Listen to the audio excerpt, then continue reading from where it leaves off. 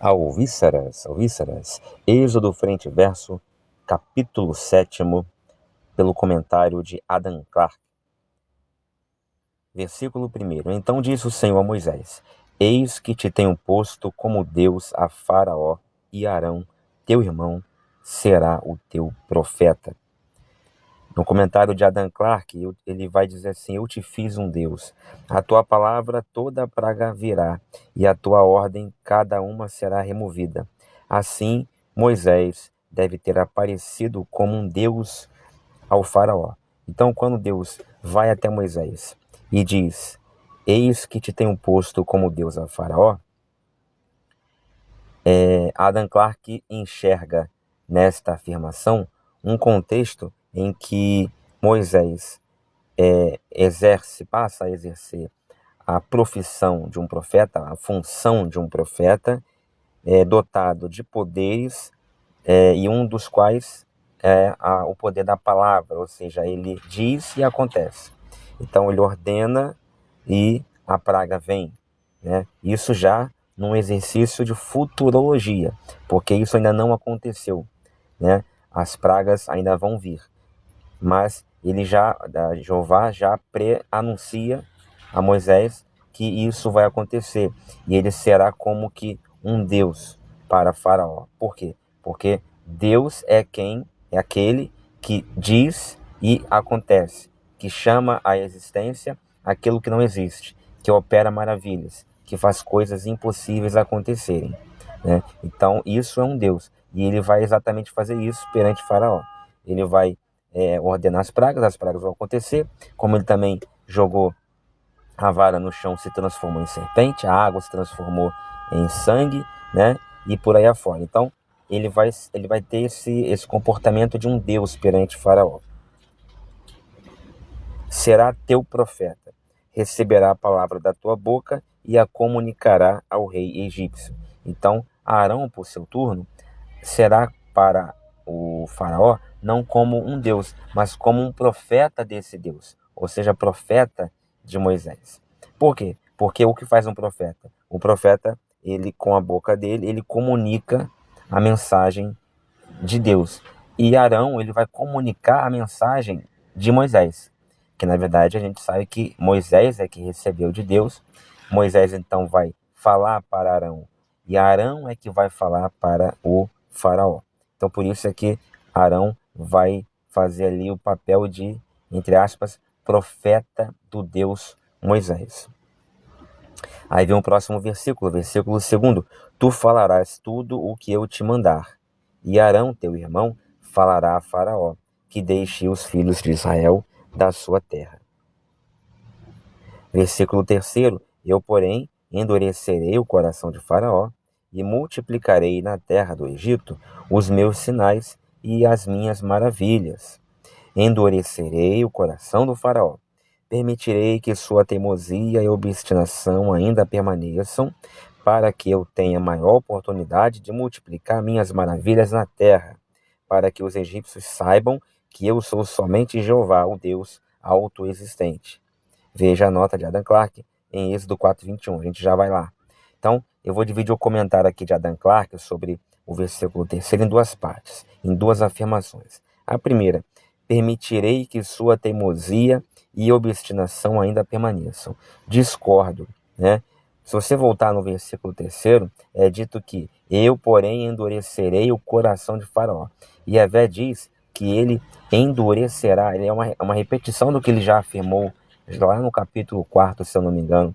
Ele repete aqui: eu endurecerei o coração de Faraó.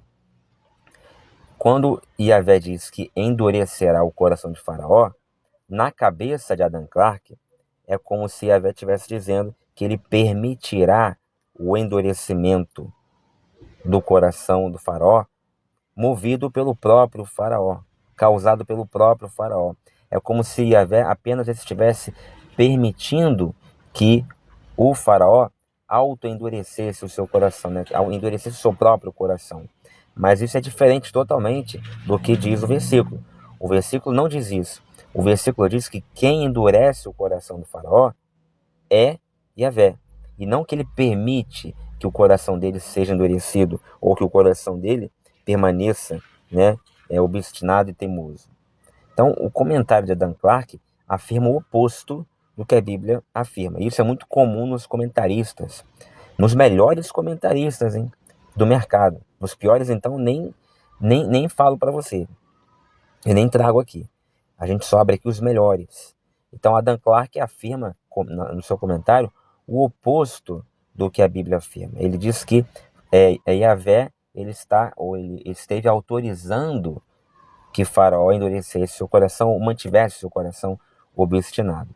Mas não é isso. Na verdade, o versículo 3º afirma que Yahvé endurecerá o coração de Faraó. Ou seja, antes disso, o coração dele não estava endurecido. Depois disso, ficou endurecido. Então, única e exclusivamente por ação de Yahvé é que o coração de Faraó endurecer-se-á e a fuga do povo será impedida por um bom tempo. Essa incoerência, sobre esse paradoxo, eu já falei exaustivamente nos comentários anteriores, nos vídeos anteriores, dos capítulos anteriores. Aí ele continua. Aí ele tem um comentário, ele faz uma referência ao comentário de Êxodo 4:21, né? Onde diz assim a Bíblia: disse ainda o Senhor a Moisés: quando voltares ao Egito, vê que faças diante de Faraó todas as maravilhas que tenho posto na tua mão. Mas eu endurecerei o seu coração e ele não deixará ir o povo. Êxodo 4:21 é a primeira vez em que Yahvé vai afirmar que endurecerá o coração de Faraó para não deixar o povo ser autorizado a sair. E, pasmem, esta mesma é a promessa do próprio Yahvé, ou seja, Yahvé impedindo o seu próprio propósito de ser executado naquele momento, colocando dificuldade na sua própria manifestação de poder. Aí vai vir aquela segunda parte do comentário. Esta eu já vou achar boa, vou concordar com ela, que na sequência vai dizer assim um comentário de 7:3 do Adam Clarke. Diz assim: para que eu tenha maior oportunidade de multiplicar minhas maravilhas na terra, para que os egípcios saibam que eu sou somente Jeová, o Deus autoexistente. Aqui sim, o único propósito plausível entre aspas, né, mas um pouco pelo menos plausível, de Yahvé impedir que a fuga, a saída do povo se dê naquele momento, é ele querer que aquela fuga não se dê, para que ao longo daquele tempo sua manifestação de poder seja revelada, seu poder seja revelado, exercido perante todos. O que faria sentido se fosse necessário que isso acontecesse. Porque o que acontece? Se é para manifestar o poder, né, e para que todos vejam o quão poderoso é Yahvé, ele não precisa largar 10 pragas em cima de pessoas inocentes, matando um monte de gente. Ele apenas operando uma maravilha, usando Moisés e Arão perante o povo, né? Ele abre ali o mar Vermelho, ou ele toca fogo no monte, ou ele aparece, manda um anjo aparecer perante todos, ou um troar enorme, né, no céu, ou qualquer outra coisa. E aquilo, uma única dose dessa, uma única ação dessa, já seria assaz, né, suficiente para convencer a todos os circunstantes ali de que um Deus tremendo opera naquele momento em favor de Moisés e o seu povo, de maneira sobrenatural e jamais vista anteriormente. Pronto, já chocaria a todos. E aí ele não endureceria, ou não endurecendo o coração de Faraó, o que aconteceria, segundo a própria Bíblia, é que Faraó deixaria o povo ir naquela mesma situação ali, sem ter que matar uma criança inocente, que foi o que aconteceu, por exemplo, só para citar uma das pragas, na praga da morte dos primogênitos.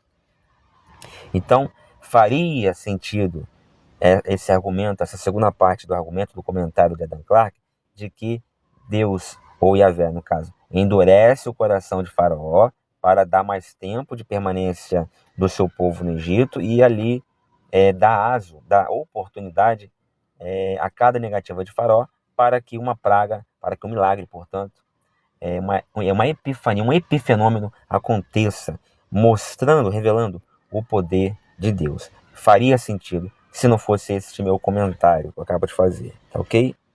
Aí ele segue, versículo 4: Mas Faraó não vos ouvirá, e eu porei minha mão sobre o Egito, e tirarei os meus exércitos, o meu povo, os filhos de Israel, da terra do Egito, com grandes juízos.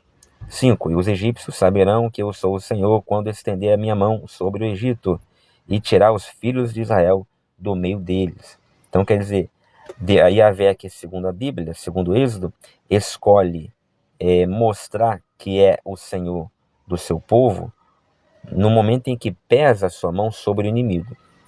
Ele escolhe esta linguagem, fazer desta maneira, e não da forma como eu falei agora há pouco. Ele escolhe mostrar que é Deus do seu povo pesando a mão sobre os seus inimigos. No caso, até sobre pessoas inocentes que não fizeram mal algum, crianças, como eu já citei.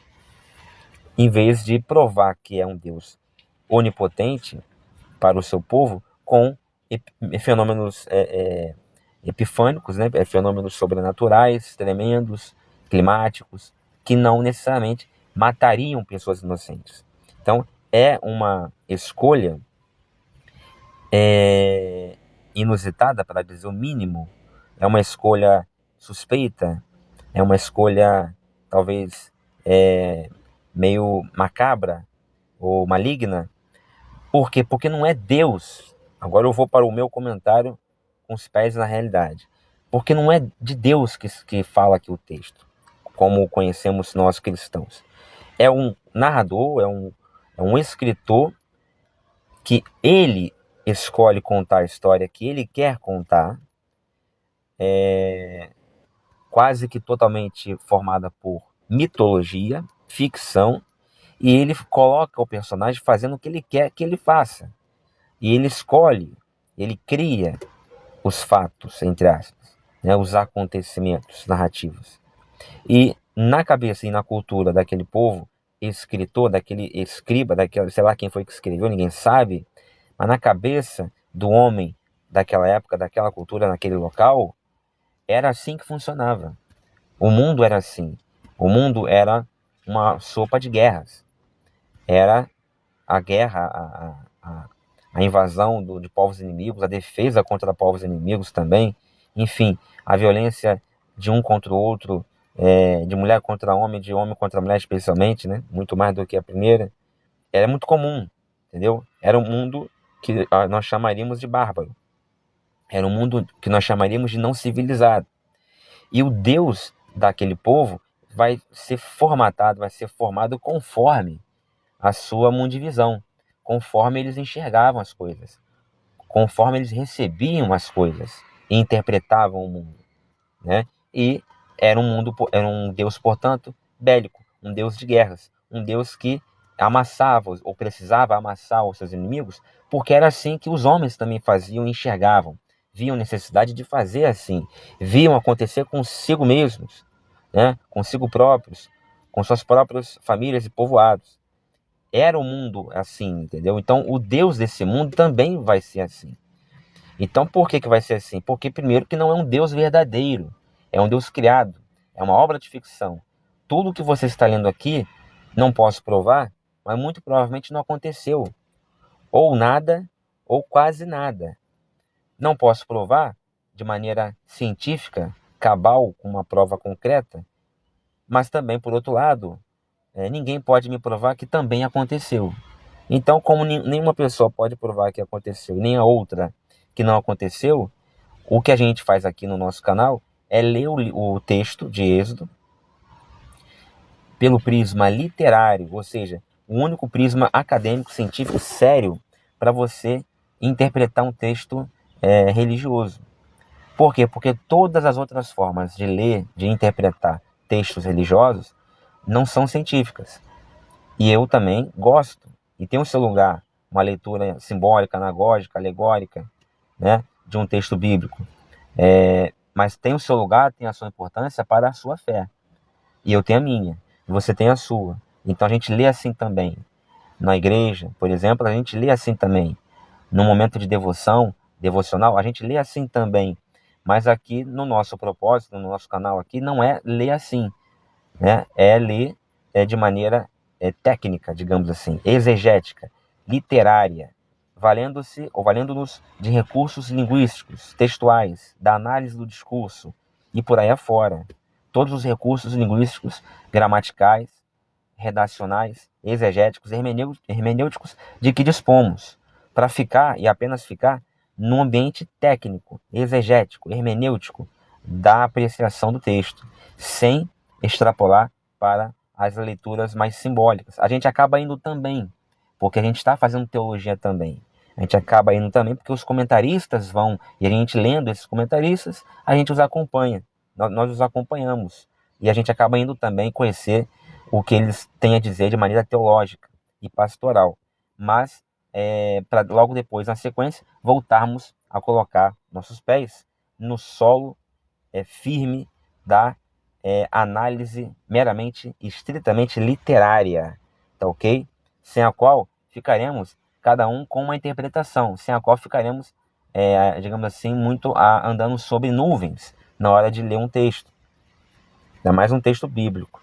Então, voltando aqui para o versículo 5, então ele vai dizer que vai tirar os filhos de Israel do meio deles. E aí vem um comentário de Adam Clarke: e tire os filhos de Israel. A obstinação do faraó foi causada ou permitida em misericórdia aos egípcios, para que ele e seus mágicos pudessem se opor a Moisés e Arão com o máximo de seu poder. Os israelitas pudessem ser tirados do Egito de uma maneira tão notável, apesar de toda a oposição dos egípcios, seu rei e seus deuses, para que Jeová pudesse parecer todo-poderoso e todo-suficiente. Pois é, eu volto a repetir, mas para que Jeová possa ou pudesse parecer todo-poderoso e todo-autossuficiente, não era necessário que ele matasse tantas pessoas e fizesse tanta desgraça na terra egípcia.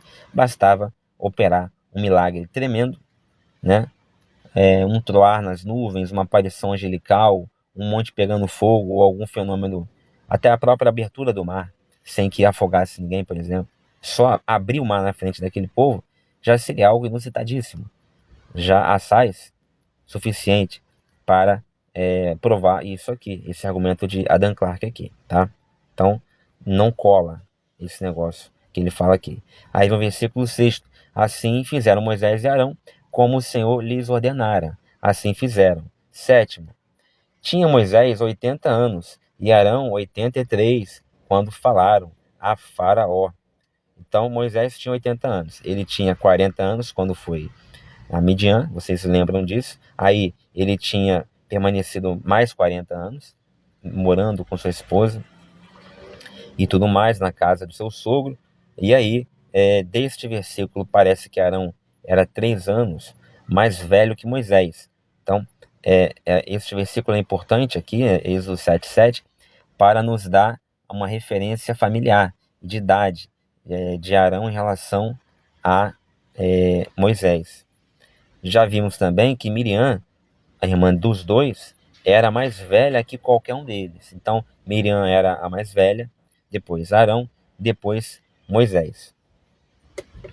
Aí vem o versículo 8. Falou, pois, o Senhor a Moisés e Arão: quando o faraó vos disser, apresentai da vossa parte algum milagre, dirás a Arão: toma a tua vara e lança-a diante de faraó, para que se torne em serpente.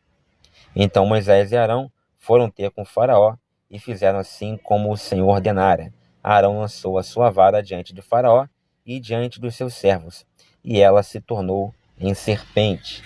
Então aqui a gente vai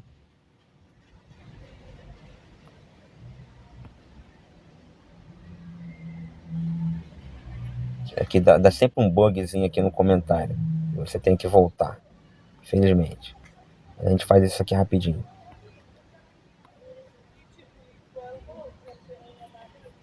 Pronto. Então aqui ele tem um comentário.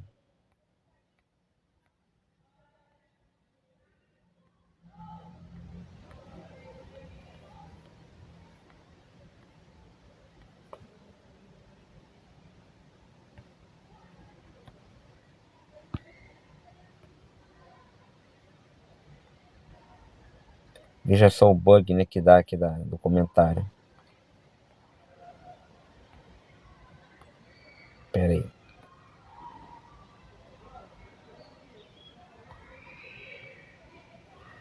Pronto, agora foi. Eu acho que agora foi. Aí ele comenta aqui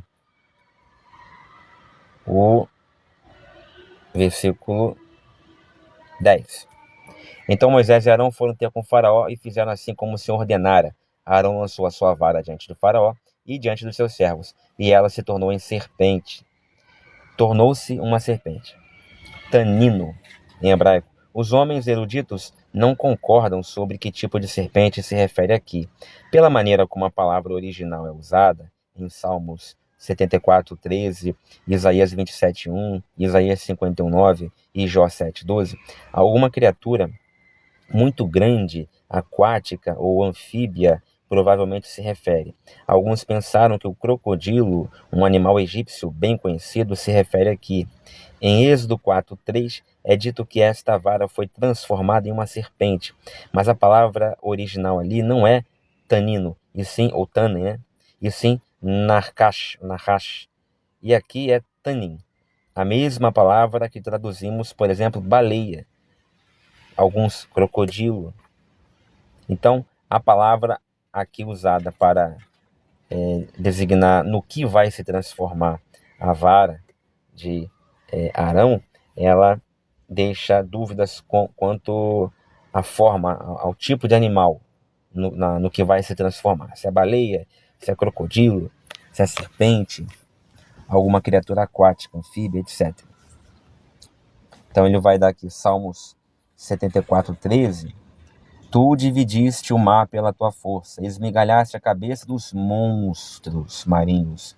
Não fala de serpente. Aí vai para Isaías 27:1. Naquele dia o Senhor castigará com a sua dura espada grande e forte o Leviatã. Então, tudo aqui é tanin, a palavra tanin, não é serpente. E aí vem Isaías 51:9. Desperta, desperta, veste-te de força, ó braço do Senhor. Desperta como nos dias da antiguidade, como nas gerações antigas. Porventura não és tu aquele que cortou em pedaços a Rabi e traspassou ao dragão? Aqui já vamos para dragão, mas a palavra é a mesma, é Tani. Aí vai para Jó 7:12. Sou eu o mar, um monstro marinho ou um monstro marinho. Aí novamente a palavra Tani, designando monstro marinho. Então, você percebe que não dá para fechar a questão sobre que animal ao certo, a que animal ao certo se refere a palavra Tannen em Êxodo 7:10.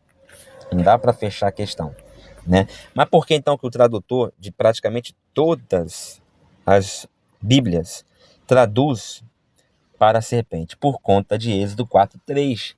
Porque o cajado, por coincidência ou não, de Moisés é transformado em serpente lá. O problema é que lá a palavra utilizada é outra, não é Tani, é Nahash. Então fica sobre a mesa, não dá para ter certeza, mas muito provavelmente faz muito mais sentido que seja serpente mesmo. Como Nahash parece ser um termo restrito a nenhum significado particular, como já foi mostrado em Gênesis 3, veja a nota de Clarke em Gênesis 3:1. Assim as palavras tanin, taninim, tanin, tanot são usadas para significar diferentes tipos de animais nas escrituras. A palavra supostamente significa o chacal em Jó, em Salmo, em Isaías, em Jeremias, etc. E também um dragão, serpente ou até baleia em Jó também, em Salmos, Isaías, Jeremias, Ezequiel e por aí. E é chamado até em Lamentações 4:3 de monstro marinho. Já vimos algumas dessas passagens. Como foi uma vara ou um cajado que foi transformado em tânin, nos casos mencionados aqui, supôs-se que uma serpente comum é o que se pretende com a palavra, porque o tamanho de ambos poderia ser quase igual, o do cajado e o da serpente. Mas, como um milagre foi realizado na ocasião, esta circunstância não tem peso. Era tão fácil para Deus transformar a vara em um crocodilo ou qualquer outra criatura, como também transformá-la em uma víbora, serpente, né? Ou áspide, uma cobra comum. Aí vem o versículo 11. Faraó também mandou vir os sábios e encantadores. E eles, os magos do Egito, também fizeram o mesmo com os seus encantamentos. Faraó chamou os sábios Chacamim, os sábios, os homens de conhecimento, feiticeiros, Cachexipim ou Cachexefim, aqueles que revelam coisas ocultas, os feiticeiros, portanto, provavelmente da raiz árabe, cachafa, que significa revelar, descobrir, etc., significando adivinhos, ou aqueles que pretendiam revelar o que estava no futuro, descobrir coisas perdidas, encontrar tesouros escondidos. Mágicos, já a palavra aqui, chartumei, decifradores de escritos obscuros. Então, eram pessoas mágicas, magas, né? Feiticeiras, tanto faz. Mas é a mesma coisa que evoca, a sua mente evoca quando eu falo qualquer uma dessas palavras. Na sua mente ocorre mais ou menos a mesma figura de um homem, né? Meio que sacerdote, meio que místico, né? Meio médium, meio milagreiro. É isso aí. É isso aí. Eles também fizeram o mesmo com os seus encantamentos. Então eles foram chamados ali para repetirem o mesmo feito, ou os mesmos feitos de Moisés. E eles, a Bíblia nos conta que vão repetindo. Aparentemente vão repetindo. A palavra Yahatim ou Lahatim vem de Mor Lahat, queimar, incendiar.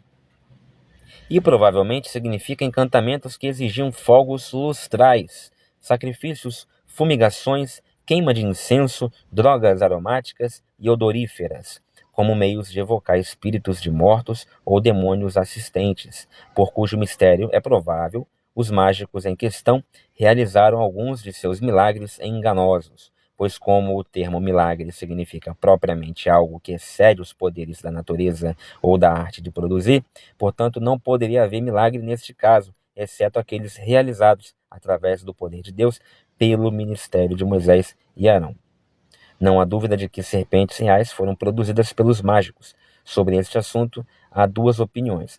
Antes de ele entrar nas opiniões, eu já falei sobre isso, o que eu penso sobre isso, no outro vídeo.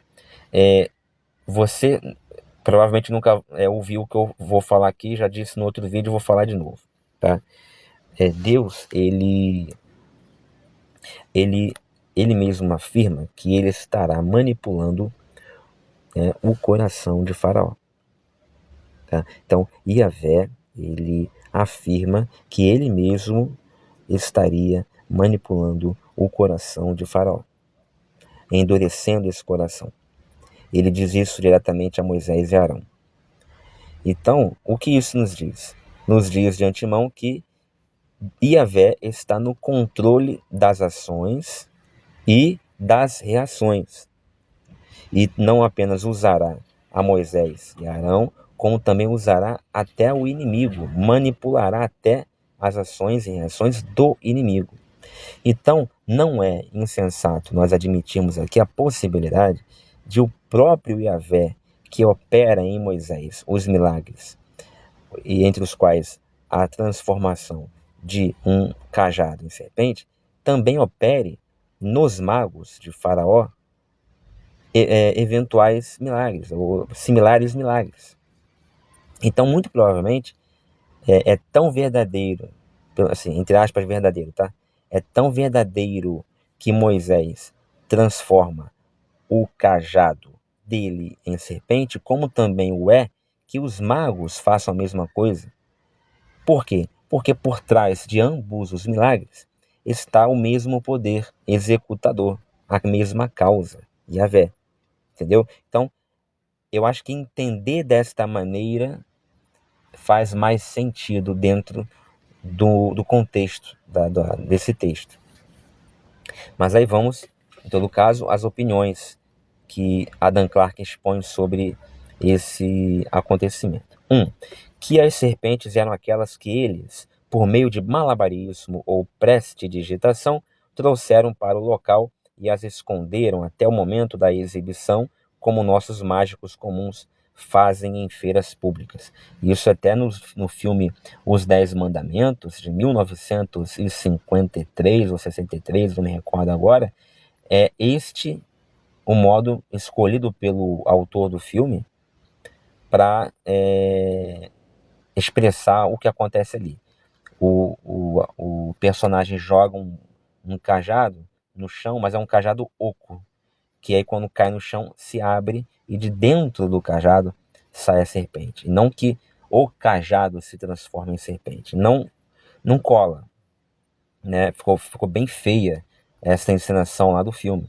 Porque a Bíblia não diz que o cajado contém uma serpente. O cajado se transforma, a vara se transforma em serpente. Aqui o Adam Clarke, ele diz que uma possibilidade é que eles esconderam as serpentes e não que o cajado se transforma, contém a serpente, mas eles escondem as serpentes e como por meio de malabarismo, ou seja, o sujeito lá, o mago, com um cajado na mão, faz um malabarismo, some com a vara com o cajado, com a vara, e aparece no chão uma serpente. Eu acho muito difícil fazer um malabarismo desse tipo, ainda mais naquela época. Então, também acho que é forçação aqui irmos por este lado. 2. Que as serpentes foram trazidas pelo ministério de um espírito familiar, que pelas chamas mágicas já mencionadas, elas evocaram para este propósito. Também não tem nada a ver. Por quê? Porque o próprio Adam Clarke vai dizer que o único que opera milagre aqui é Deus. Aí agora ele diz que não, mas um espírito familiar é que teria operado, né? Através de chamas mágicas. Não, também não. Ele está se contradizendo. Então também não cola. Eu prefiro a minha explicação. Ambas as opiniões admitem que as serpentes são reais e não uma ilusão da visão, como alguns supuseram. A primeira opinião me parece insuficiente para explicar os fenômenos do caso em questão. Se os mágicos jogaram suas varas no chão e elas se tornaram serpentes depois de serem jogadas no chão, como o texto expressamente diz, malabarismo ou prestidigitação não tinham mais nada a ver com a questão, pois as varas estavam então fora de suas mãos. Claro, como é que você vai fazer malabarismo com um pedaço de pau que você já jogou fora? Tem que ficar na tua mão, não fora da tua mão. Se a vara de Arão engoliu suas varas, sua prestidigitação não era mais considerada. Um homem, pela destreza manual, pode até mesmo se impor aos seus espectadores, a ponto de parecer comer uma vara. Mas para varas caídas no chão se tornarem serpentes e uma delas devorar todo o resto, de modo que só ela permanecesse, era necessário algo mais do que malabarismo.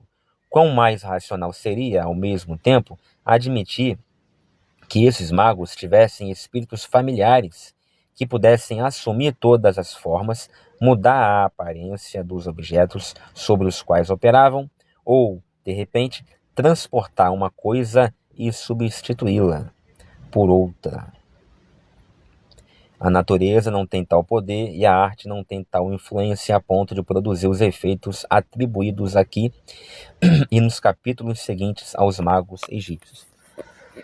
Então, Adam Clarke, no final, conclui: quem transformou a vara do mago em serpente foi algum espírito familiar, ou seja, algum demônio. Só que lá em cima ele disse o que pra gente? Que só Deus é que opera milagres. Então ele se contradiz. Minha explicação segue sendo a melhor. Deus é que operou o milagre na vara de Moisés e o mesmo milagre na vara do mago do faraó. Por quê? Porque Yahvé é aquele que está manipulando todos os personagens.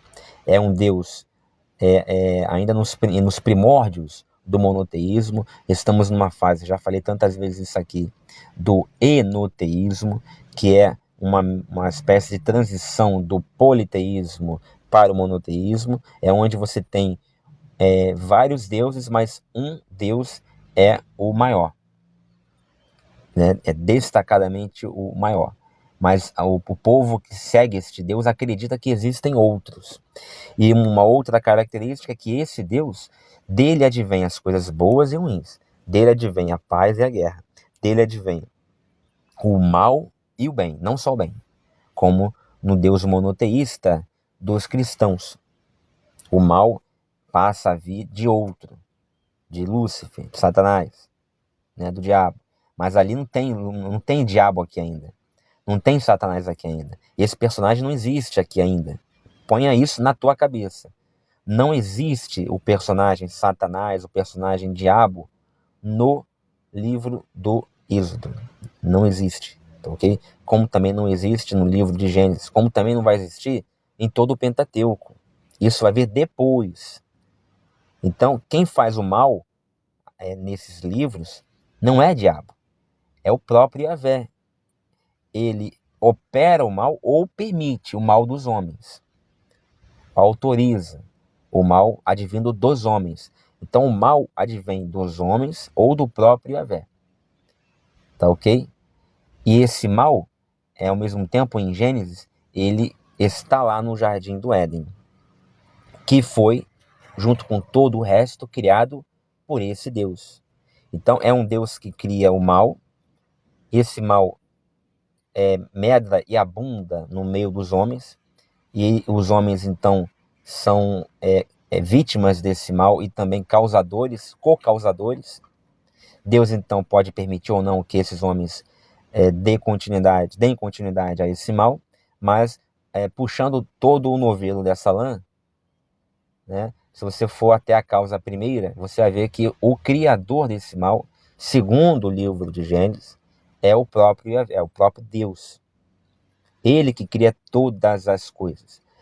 Posteriormente, muito posteriormente, é que a partir lá da Ezequiel para frente, é que você vai começar Isaías, Ezequiel para frente, é que você vai ver uma retomada desse episódio e o escritor passando a explicar esse fenômeno da queda de Lúcifer e tal, e se transformando, né, segundo as interpretações correntes, em Satanás. E aí então ele vai, na hora que cai por sua rebelião, ele arrasta um terço dos anjos e vai cair lá no Jardim do Éden. E esse anjo caído é que vai implantar o mal no mundo. Mas isso é posteriormente. Aqui em Êxodo, tanto o escritor quanto o seu leitor primeiro, eles nem sonham que exista um ser chamado Lúcifer ou Satanás ou diabo. Não tem isso aqui. Portanto, eles estão escrevendo e lendo o que estão escrevendo, acreditando que é de Deus que vem o mal e o bem. Ou vem do homem permitido por esse mesmo Deus, né? E então, o que dá na mesma, a rigor, dá na mesma. Tá ok? Então vem o versículo 12. Não sei se vai dar tempo não, tá ficando muito longo o vídeo. A vara de Arão engoliu as varas deles. Eu já falei sobre essa, eu vou pular essa parte aqui, né? Já falamos. Só para lembrar o nome aí dos magos, né? Janes e Jambres. Tá? Eu já falei bastante sobre essa vara que se transforma em serpente, vou pular. E esse nome Janes e Jambres nos dado, né? Esses nomes são nos dados lá em Timóteo, tá? 3:8. Não é aqui não, aqui você não vê esses nomes. Êxodo 7:13. Endureceu-se, porém, o coração de Faraó, e ele não os ouviu, como o Senhor tinha dito. Então, E o coração de Faraó se endureceu. As mesmas palavras que em Êxodo 7:22 são assim traduzidas e que deveriam ter sido traduzidas da mesma forma aqui, para que o endurecimento, que era evidentemente feito de sua própria obstinação em fechar os olhos para a verdade, não fosse atribuído a Deus. Né? Que o Adam Clarke está tentando desonerar Deus da responsabilidade de ele ter endurecido o coração do Faraó, o que é um patente absurdo, porque o próprio Yahvé é que diz que vai endurecer e endurece o coração de Faraó e é o causador de todas as pragas que vêm na sequência. Porque se ele não endurecesse, não teria praga alguma. Tá? Aí, então disse o Senhor a Moisés, 14, obstinou-se o coração de Faraó, ele recusa deixar ir o povo.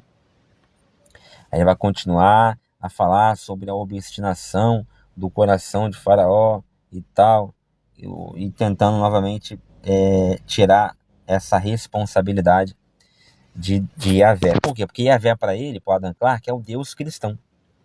Aí que está o problema. Aí você realmente vai ficar temendo colocar na conta do Deus cristão uma série de maldades que você vê, de absurdidades e injustiças que você vê no Pentateuco. Até eu também fazia isso. A partir do momento que eu vi que o Deus cristão, ou seja, do Novo Testamento, é um, e Yahvé, o Deus do Antigo, é outro, fictício, você então tira um piano das costas, porque você passa a ler de maneira muito mais livre e coerente o texto, sem ao mesmo tempo conspurcar, né, o símbolo, o valor que a sua deidade tem para você, que o seu Deus tem para você. Né?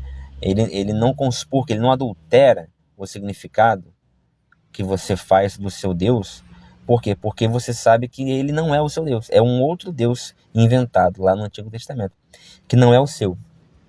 Então, não há uma incoerência entre um e outro. Aliás, há uma incoerência entre um e outro, mas não é o mesmo. São dois diferentes. Um que nem existe e o outro que existe.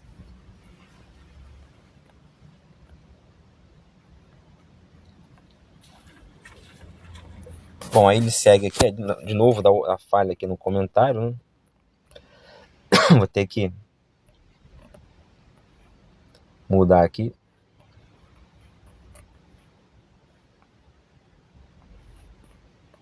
Pronto. 15. Eis que ele sai para a água, provavelmente com o propósito de se banhar ou de realizar alguma ablução religiosa. Ou seja, Yahvé, ele tanto domina as ações e reações de todos os personagens ali, que ele já garante a Moisés, fica tranquilo, amanhã o faraó vai sair para se banhar na água. Por quê? Porque ele sabe que vai, porque ele vai fazer ir, querendo ou não. E se não quiser, vai passar a querer, porque ele controla até as emoções das pessoas. Então ele pode, com tanto poder, com tamanho poder, ele pode garantir a Moisés, olha, amanhã ele vai se banhar lá, fazer as suas abluções religiosas. Alguns supõem que ele saiu para prestar adoração ao rio Nilo, que era um objeto de culto religioso entre os antigos egípcios. Pois, diz Plutarco, nada é mais honrado entre os egípcios do que o rio Nilo. Uden uto time aegyptos, os Nilos. É o Plutarco que disse isso. Alguns dos antigos judeus supunham que o próprio faraó era um mágico e que caminhava ao longo do rio todas as manhãs com o propósito de preparar ritos mágicos. 17. Eis que eu ferirei, né, as águas que estão no rio e elas se tornarão em sangue. Aqui começa o relato das 10 pragas que foram infligidas aos egípcios por Moisés e Arão, por ordem e pelo poder de Deus. De acordo com o arcebispo Usher, essas 10 pragas ocorreram ao longo de um mês e na seguinte ordem. Aqui é pura imaginação do arcebispo Usher. Então, as 10 pragas ocorrem ao longo de um mês. Fonte não é citada. E na seguinte ordem: O primeiro, as águas transformadas em sangue, ocorreu, ele supõe, no 18º dia do 6º mês. Fonte, não cita. A segunda, a praga das rãs, no 25º dia do 6º mês. Fonte, ele não cita. Ele dá aqui Êxodo 7:20, Êxodo 8:2, mas são as pragas, né? Não fala, por exemplo, se você pegar aqui, Êxodo 8:2, mas se recusares deixá-los ir, eis que ferirei com rãs todos os seus termos. Só fala que vai acontecer a praga das rãs, mas não fala a data, não fala sobre a data. Então, também não adianta.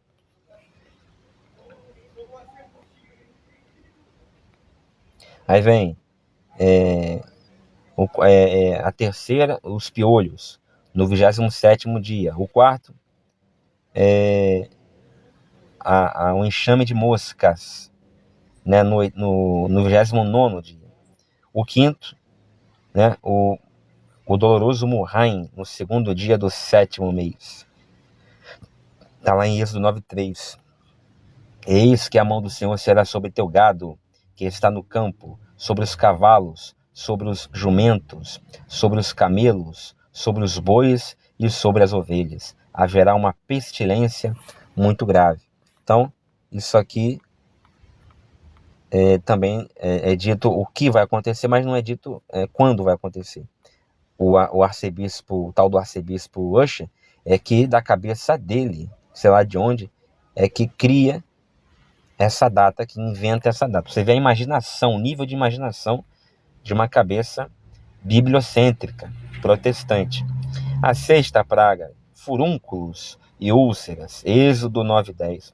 A sétima praga, a saraiva, né? No 5º dia do 7º mês, Êxodo 9:18. O oitavo, a praga dos gafanhotos, no oitavo dia do 7º mês, Êxodo 10:12. O nono, a escuridão densa, no 7º dia de Abib, 30 de abril. E aí ele está aqui, Êxodo 10:22. O 10º, a matança dos primogênitos, no dia 15 de Abib, Êxodo 12:29. Aí ele vai para o comentário do versículo 18. E os peixes que estão no rio morrerão, e o rio cheirará mal, e os egípcios terão nojo de beber da água do rio. Então muita gente aqui ou morreu ou passou muita necessidade para beber uma água que cheira mal, né? Os egípcios terão nojo de beber dessa água. Ele comenta: a força dessa expressão não pode ser bem sentida sem levar em consideração a peculiar agradabilidade e a grande salubridade das águas do Nilo naquela época.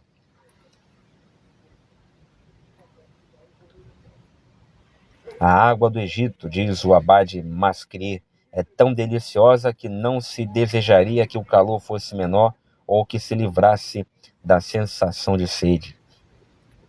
Os turcos a acham tão requintada que se excitam para bebê-la comendo sal.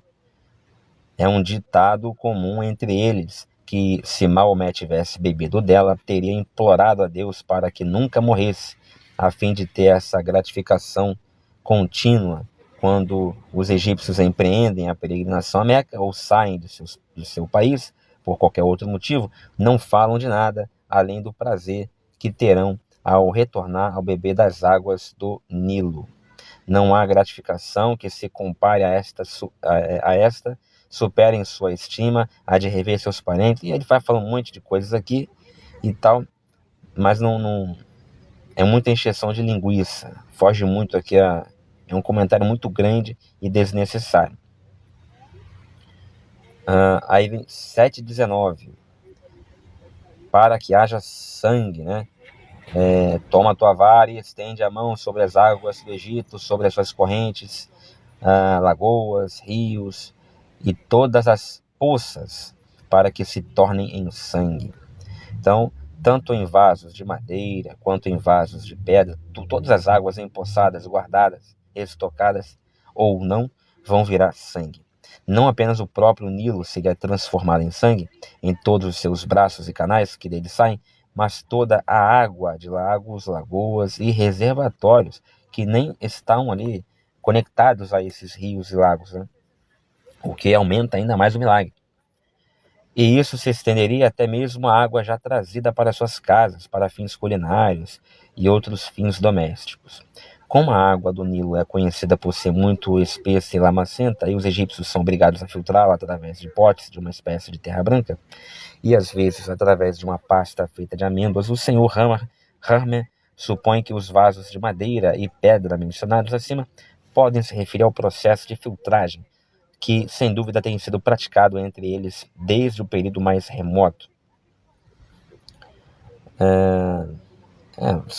O Adam Clarke faz comentários muito... A gente até às vezes tem que dar uma cortada, porque ele tem muito conhecimento, então ele acaba até extrapolando, vai para distante até do versículo, né?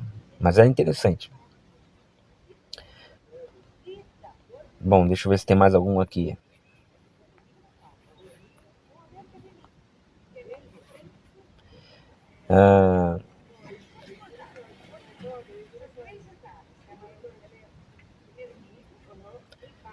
E os magos assim fizeram. Mas o mesmo fizeram também os magos do Egito com seus encantamentos, de maneira que o coração de Faraó se endureceu e não os ouviu, como o Senhor tinha dito. Mas se toda a água do Egito foi transformada em sangue por Moisés, de onde os magos tiraram a água que transformaram em sangue? Exatamente, pergunta boa, né? Todas as águas foram transformadas em sangue por Moisés. Mas alguma água não foi transformada em sangue, por quê? Porque para fazer fazer a mesma coisa que Moisés fez, os magos pegaram uma água, ou seja, não transformada em sangue, para transformar em sangue. Então, só a água dos magos é que não foi transformada em sangue. Minha opinião, para fazer nexo aqui com o texto. Por que isso aconteceu? Porque o Deus que transforma todas as águas em sangue, ele deixa uma única água não transformada em sangue para que ele mesmo, usando os magos do Egito, transforme aquela água também em sangue. Para quê? Para cumprir o que ele mesmo disse a Moisés. Ele prometeu a Moisés dificultar a saída de Moisés do Egito para manifestar o poder dele ao longo das 10 pragas. Então, para garantir essa promessa, ele então deixa só uma aguinha ali, ainda água, não sangue, para que os magos a tomem e ele, Yahvé, usando os magos, também transforme aquela água em sangue.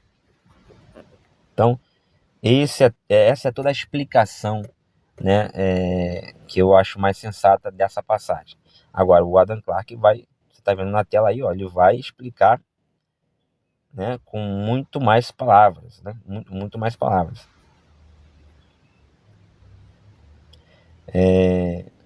Mas aí, de novo, né, ele vai recorrer ao quê? Aos tais espíritos familiares. Ele vai atribuir a operação do milagre dos magos, né, transformando a água em sangue, a demônios, espíritos familiares, demônios. Então, para Adam Clarke, demônios estavam por trás dos magos do faraó, operando os mesmos milagres que Deus operava em Moisés. Só que lá atrás, volto a repetir, ele diz que só Deus pode operar milagres.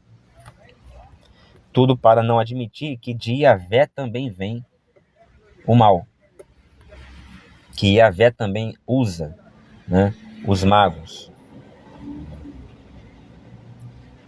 Aí vem o 25. Para terminar, graças a Deus, já estamos com 54, né, minutos.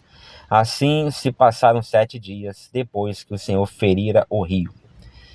E 7 dias se cumpriram. Então aprendemos que esta praga continuou pelo menos uma semana inteira. Então as águas do Nilo demoraram aí, segundo o Adam Clarke, uma semana para deixarem de ser sangue e voltarem a ser água, né? Voltar a ser água normal. Então, até a água ir renovando e o sangue voltar a ser água, né? Lembrando que o rio é um curso, né? Não uma água empoçada. Então não é tão difícil isso acontecer, né? A contenda entre Moisés e Arão e os magos do Egito tornou-se famosa em todo o mundo. A tradição em vários países preservou não apenas o relato, mas também os nomes das principais pessoas envolvidas na oposição feita pelos egípcios a esses mensageiros de Deus.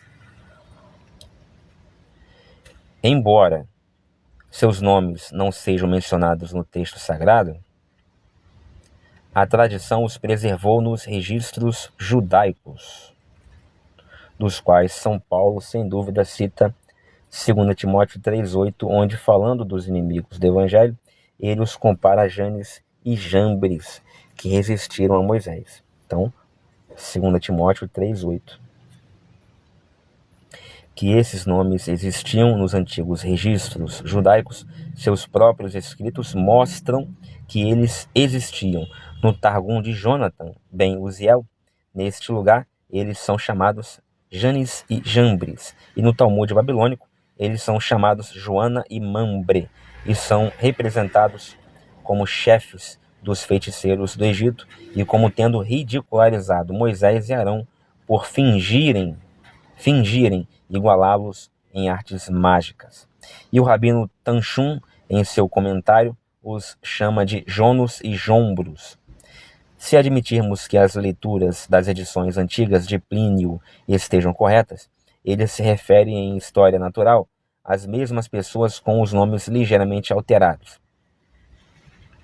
Há também outra facção de mágicos que teve sua origem nos judeus, Moisés, Jâmines e Jótapes, muitos milhares de anos depois de Zoroastro, onde ele confunde Moisés com os mágicos egípcios, pois os pagãos, não tendo uma noção justa do poder de Deus, atribuíam todos os milagres à influência da magia.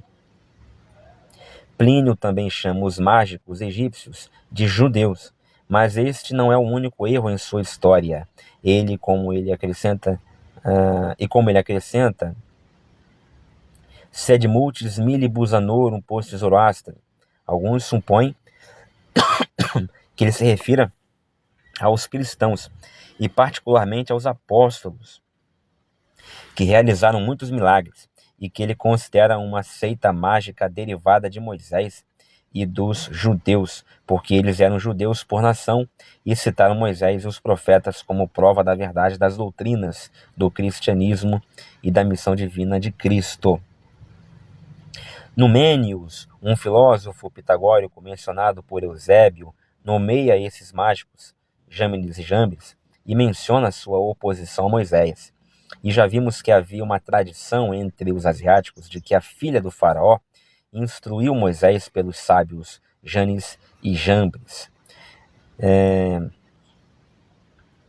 Eis então um fato notável, cujas principais circunstâncias e os principais atores nelas envolvidos foram preservados por uma espécie de tradição universal. Considerando todas as circunstâncias do caso precedente, parece estranho que Deus entre em qualquer disputa com pessoas como os magos egípcios, mas uma breve reflexão mostrará a absoluta necessidade disso. Bom, ele conta uma historinha aqui.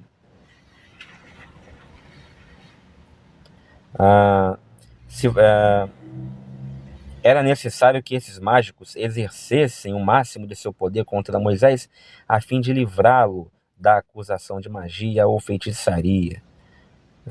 Não faz muito sentido isso aqui. Era necessário, a fim de confirmar a fé dos israelitas vacilantes e desanimados, fazê-los ver a diferença entre Moisés agindo pelo poder de Deus e os feiticeiros pelo de Satanás. Não tem nada a ver também, porque, como eu falei, não existia o personagem Satanás. Enfim, ele vai mostrando alguns comentários, né? Algumas explicações. Era necessário para preservá-los mais tarde de serem seduzidos por quaisquer falsos milagres e se afastarem da verdadeira adoração a Deus. Então também são comentários meio sem pé nem cabeça. Bom, então esse foi o capítulo 7º, pelo grande comentário do Adam Clarke. Vimos que Adam Clarke tem muito conhecimento, seus comentários são muito longos, muito interessantes, mas ele também, não raro, ele distorce e às vezes até afirma o oposto do que a Bíblia afirma, né? De maneira clara, como vimos. Até o próximo vídeo, se Deus quiser.